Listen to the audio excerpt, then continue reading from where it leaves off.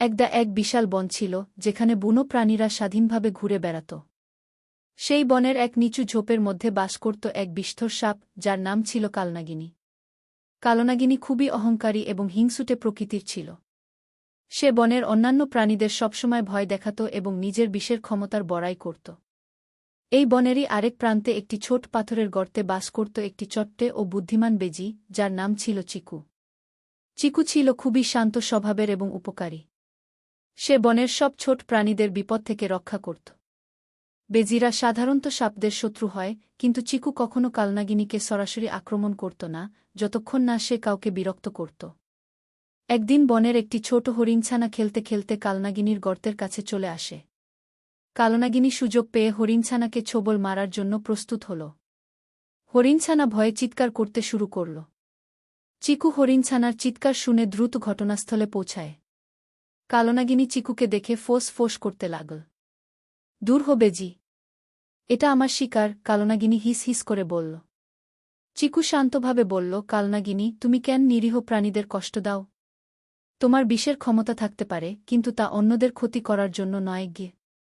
কালনাগিনী চিকুর কথা শুনে আরও রেগে গেল। সে চিকুকে আক্রমণ করার জন্য উদ্যত হল। চিকু জানত যে কালনাগিনীর বিষ কতটা মারাত্মক। সে দ্রুত সরে গিয়ে কালনাগিনীর বিষাক্ত ছোবল এড়িয়ে গেল।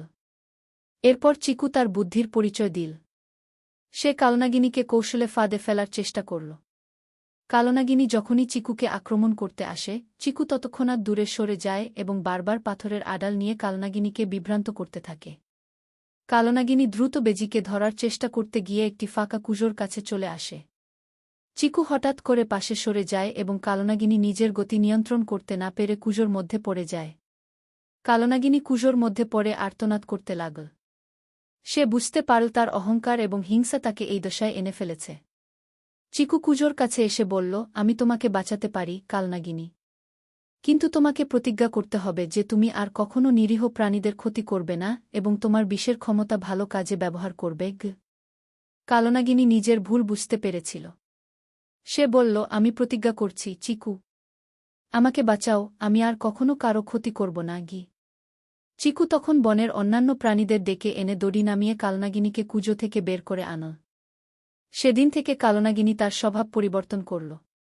সে আর কাউকে ভয় দেখাত না, বরং তার বিষের জ্ঞান ব্যবহার করে অসুস্থ প্রাণীদের ভেষজ ওষুধ তৈরিতে সাহায্য করত। চিকু এবং কালনাগিনী বনের সেরা বন্ধু হয়ে গেল এবং তাদের এই গল্প বনের সকল প্রাণীর মুখে মুখে ফিরতে লাগল। গল্পের শিক্ষা: এই গল্পের মাধ্যমে আমরা শিখি যে অহংকার এবং হিংসা সবসময় ক্ষতির কারণ হয়।